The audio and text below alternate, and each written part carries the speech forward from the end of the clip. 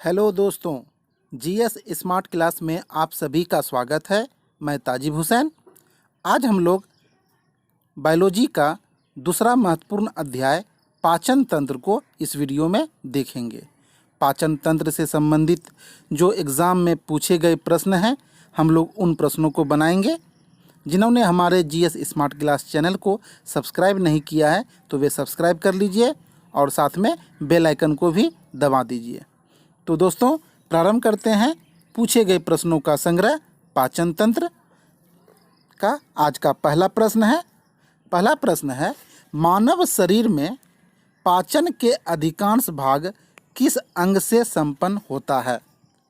यानी कि मानव शरीर में पाचन की अधिकांश क्रिया कहाँ संपन्न होती है, यह पूछने का प्रयास किया गया है। इसका आंसर क्या हो जाएगा? बिल्कुल पहला का आंसर हो जाएगा सी नंबर। क्या हो जाएगा? सी। मानव शरीर में पाचन की जो अधिकांश क्रिया होती है वह छोटी आंत में होती है।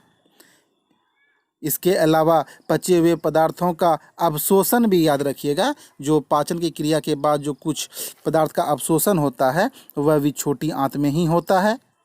हालांकि भोजन का पाचन जो है मुख से ही प्रारंभ हो जाता है। जैसे मनुष्य भोजन को मुख में डालता है और चबाना प्रारंभ करता है, वहाँ से ही भोजन का पाचन प्रारंभ हो जाता है और बड़ी आंत तक पाचन की क्रिया चलती रहती है। लेकिन पाचन का अधिकांश भाग जो है वह छोटी आंत में संपन्न होता है। बढ़ते हम लोग अगले प्रश्न की ओर। प्रश्न संख्या 2 है, लार निम्न में से किसके पाचन में सहायक होती है? लार किसके पाचन में सहायक होती है? आंसर क्या हो जाएगा? बिल्कुल लार जो है वह स्टार्च के पाचन में सहायक होती है। किसके पाचन में? स्टार्च के पाचन में सहायक होती है।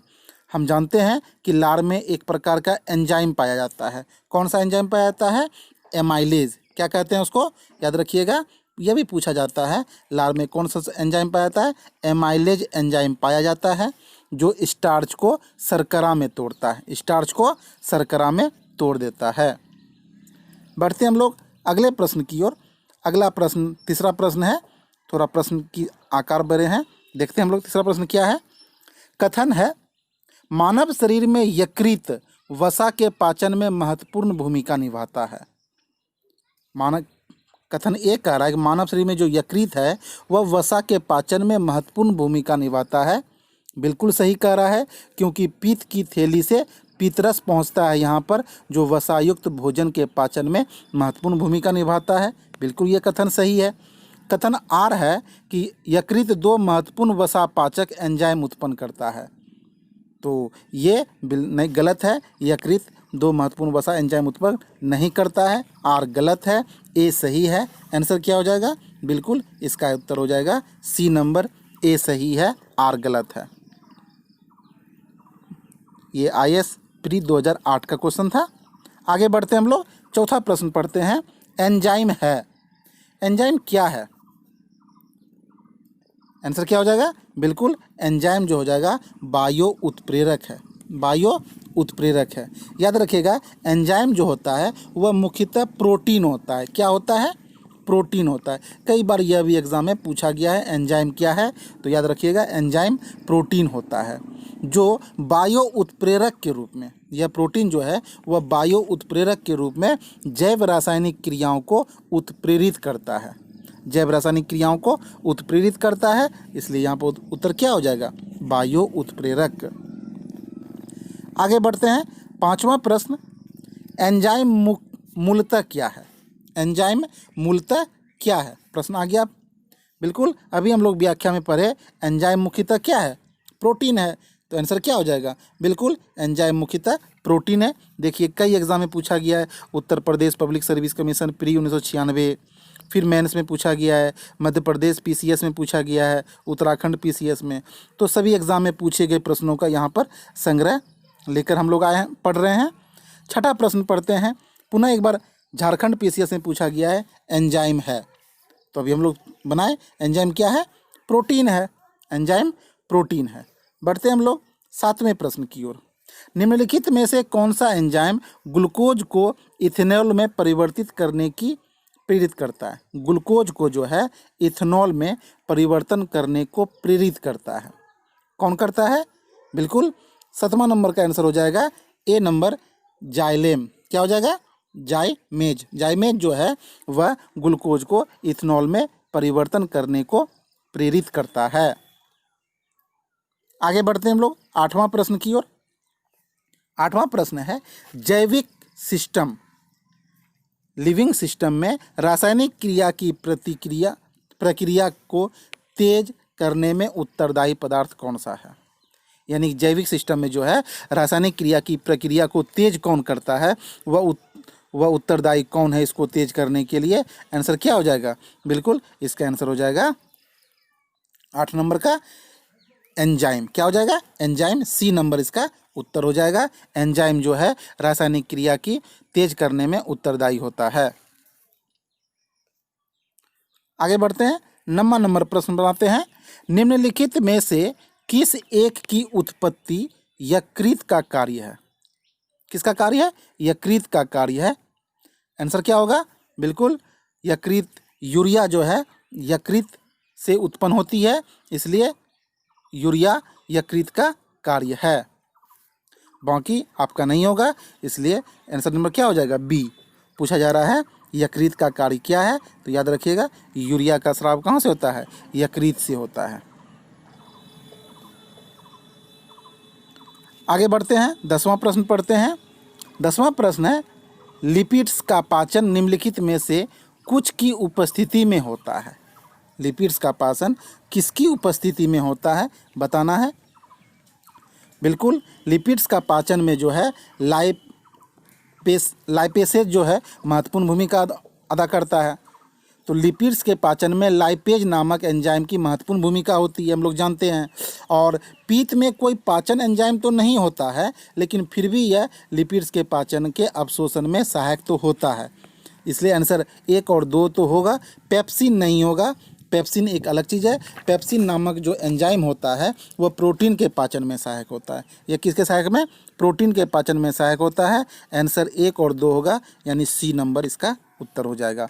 लिपिड्स का पाचन निम्नलिखित में से कुछ की उपस्थिति में होता है, तो आंसर हो जाएगा 1 और 2, यानी सी नंबर। आगे बढ़ते हैं, 11 नंबर का प्रश्न हम लोग बनाते हैं। 11 नंबर का प्रश्न क्या कह रहा है? मानव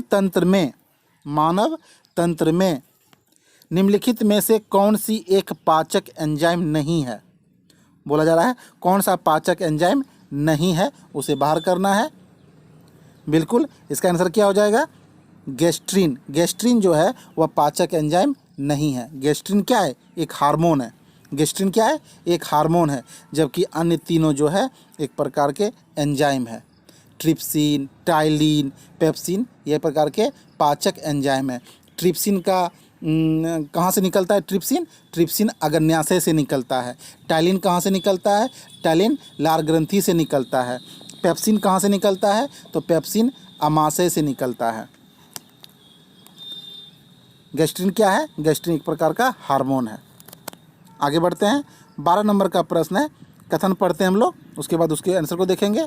हमारे आहार में, प्रश्न कह रहा है हमारे आहार में सभी प्रोटीनों का पाचन केवल क्षुद्रांक यानी छोटी आंत, कहने का मतलब क्षुद्रांक में होता है।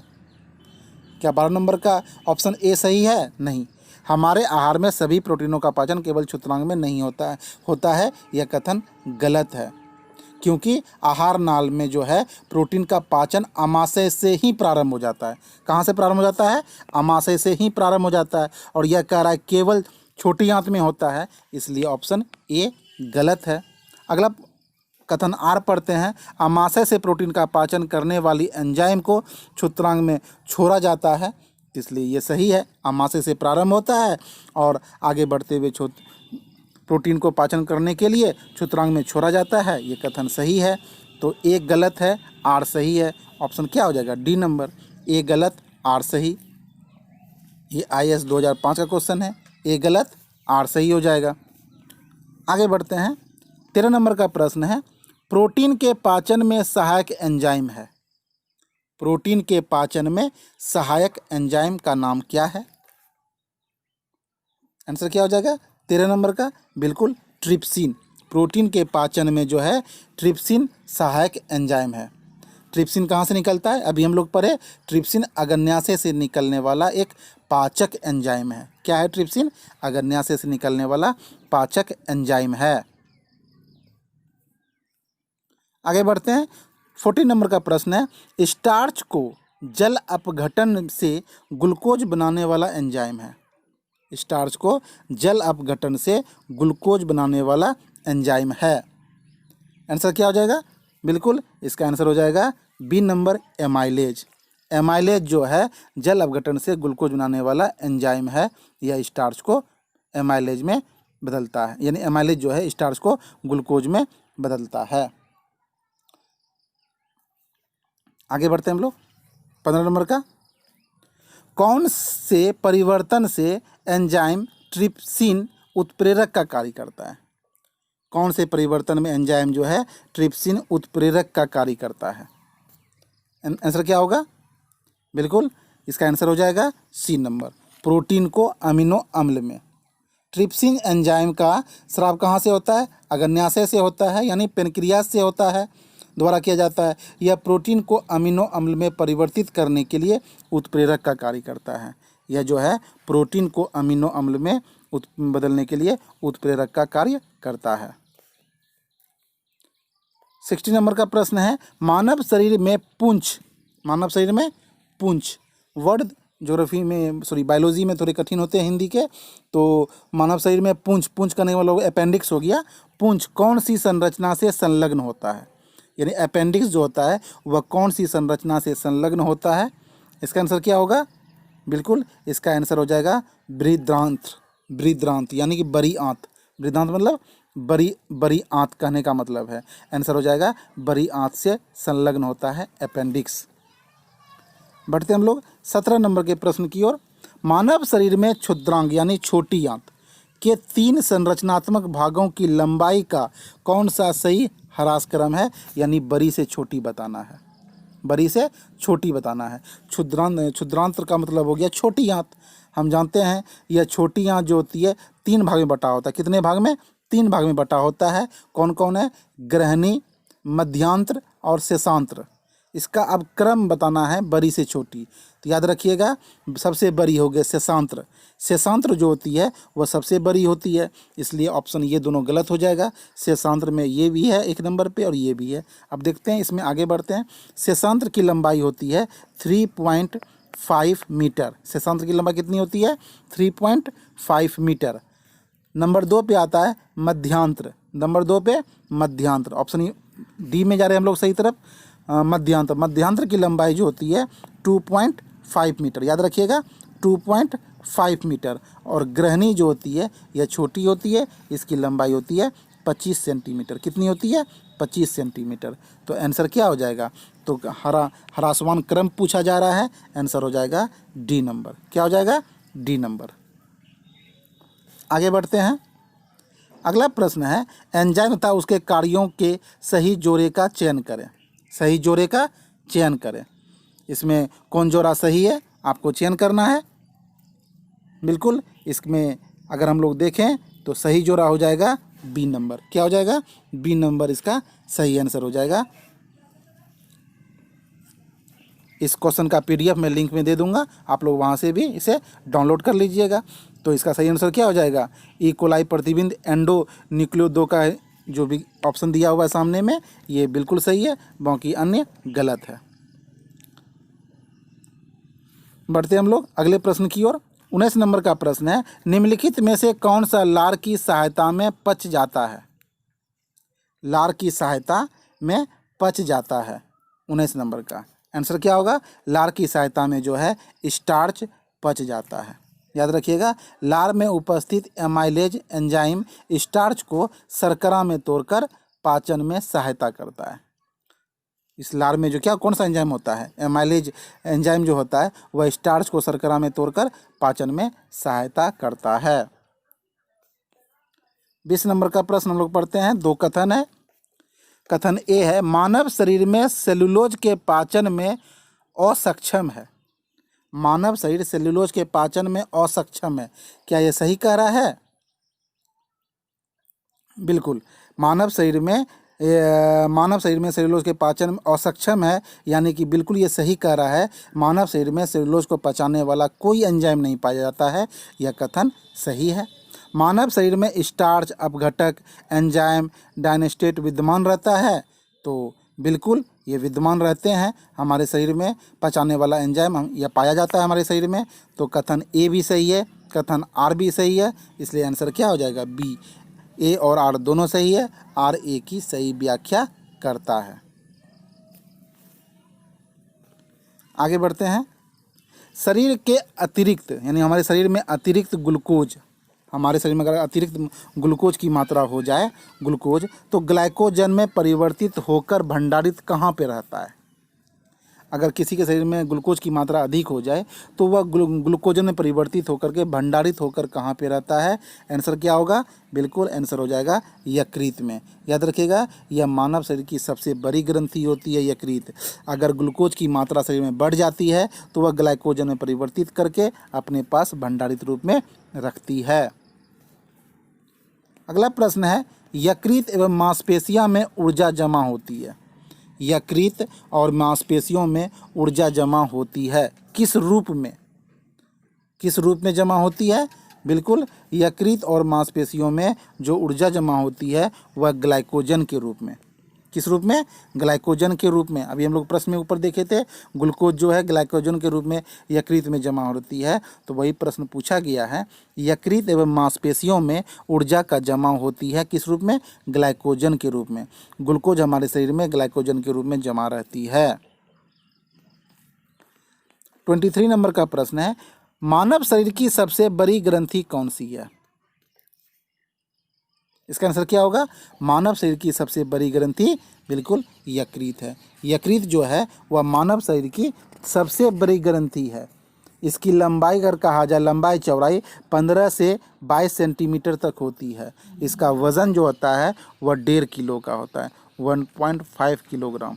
याद रखिएगा, यह मानव शरीर की सबसे बड़ी ग्रंथि होती है। मानव शरीर में सबसे बड़ी ग्रंथि, बिल्कुल लगातार पूछे हुए प्रश्नों को संग्रह किया गया है, इसलिए एक प्रश्न 2 बार आ गए हैं। तो मानव शरीर की सबसे बड़ी ग्रंथि क्या होगा? यकृत हो जाएगा आंसर, बी नंबर। आगे बढ़ते हैं। निम्न अंगों में से पीत का संचय किस में होता है? पीत का संचय किस में होता है? इसका आंसर क्या हो जाएगा? बिल्कुल, पीत का स्रावन कहाँ से होता है? पीत का स्रावन यकृत से होता है, और किंतु इसके संचय का कार्य कौन करता है? पित्ताशय करता है। कौन करता है? पित्ताशय करता है। पीत निकलता कहाँ से? यकृत से, और संचय कहाँ होता है? पित्ताशय में। तो संचय पूछा जा रहा है, आंसर हो जाएगा पित्ताशय। अगर प्रश्न रहता पीत का स्राव कहाँ से होता है, उत्पन्न कहाँ से होता है, तो आंसर हो जाता यकृत। आगे बढ़ते हैं। शरीर के किस भाग में पीत का निर्माण होता है? पूछ दिया गया फिर प्रश्न, अभी हम लोग पढ़ ही रहे थे। शरीर के किस भाग में पीत का निर्माण होता है? आंसर क्या हो जाएगा? यकृत। यकृत से पीत का स्राव निर्माण होता है। अगला प्रश्न है, पित्ताशय में उपस्थित पत्थर निम्नलिखित में से किसका पाचन प्रभावित करता है? अगर पित्ताशय में पत्थर हो जाए तो किसके पाचन में को प्रभावित करता है? आंसर क्या हो जाएगा 27 का? बिल्कुल, वसा के पाचन में, वसा के पाचन को वह प्रभावित करना शुरू कर देता है अगर पित्ताशय में पत्थर हो जाए तो। अगला प्रश्न 28 नंबर का है, सामान्य मानव के संदर्भ में निम्नलिखित कथनों पर विचार कीजिए। HCl की मौजूदगी की अनुक्रिया के रूप में ग्रहणी से सेक्रेटिन उत्पन्न होती है। आगे बढ़ते हैं। ये तो हाइड्रोक्लोरिक अम्ल जो कह रहा है, HCl की मौजूदगी में अनुक्रिया के रूप में ग्रहणी से सेक्रेटिन उत्पन्न होती है, यह बात तो सही है। वसीय अम्लों की मौजूदगी की अनुक्रिया के रूप में क्षुद्रांक यानी छोटी आंत से एंटेरोगेस्ट्रोन उत्पन्न होता है, ये भी सही है। 1 और 2 दोनों सही है। आंसर क्या हो जाएगा? बिल्कुल, इसका आंसर हो जाएगा सी, दोनों कथन सही है। आगे बढ़ते हैं। 29 नंबर का प्रश्न है, निम्नलिखित में से कौन सा एंजाइम प्रोटीनों को एमिनो अम्ल में विघटित करता है? प्रोटीनों को एमिनो अम्ल में विघटित करता है, कौन सा एंजाइम है? तो इसका आंसर क्या हो जाएगा? बिल्कुल इसका आंसर हो जाएगा पेप्सिन। पेप्सिन एक ऐसा एंजाइम है जो प्रोटीन को एमिनो अम्ल में विघटित करता है। पेप्सिन जो है वह एंजाइम है जो प्रोटीन को एमिनो अम्ल में विघटित करता है। पूछा गया क्वेश्चन है 2017 में। आगे बढ़ते हैं, 30 नंबर का प्रश्न हम लोग मिलाते हैं, उसके बाद उसके ऑप्शन को देखेंगे। टाइलिन, टाइलिन क्या होता है? टाइलिन को मिलाना है हमको इधर सामने वाले कॉलम सूची 2 से। टाइलिन को मिला दीजिए, बिल्कुल आप लोग मिलाइए। टाइलिन, टाइलिन हो गया स्टार्च को पचाता है। टाइलिन क्या करता है? स्टार्च को पचाता है, यानी एक का किसको मिलाएंगे? एक का हम लोग 2 मिला देंगे। एक का मिला दीजिए 2 में, एक को मिला दीजिए 2 में, यानी स्टार्च को पचाता है। अगला क्या है? पेप्सिन। पेप्सिन क्या करता है? पेप्सिन प्रोटीन को पचाता है। पेप्सिन जो है किसको पचाता है? प्रोटीन को पचाता है। इसको इसमें मिला दीजिए। रेनिन, रेनिन क्या करता है? रेनिन जो है रक्त में एंजियोटिन को में बदलता है। इसका आंसर हो जाएगा क्या? रेनिन का ऑप्शन ए हो जाएगा। और 4 नंबर है ऑक्सीटोसिन। ऑक्सीटोसिन जो हो जाएगा इसका मृषण पेशिकाओं में सिकुड़न प्रेरित करता है। आंसर हो जाएगा इसका डी, यानी कि 1 का हो जाएगा आपका 2, 2 का 3, यानी 2 3 मिला दीजिए, 2 3 1 5, यानी इसका आंसर क्या हो जाएगा? बिल्कुल इसका आंसर हो जाएगा ए नंबर। क्या हो जाएगा? ए नंबर।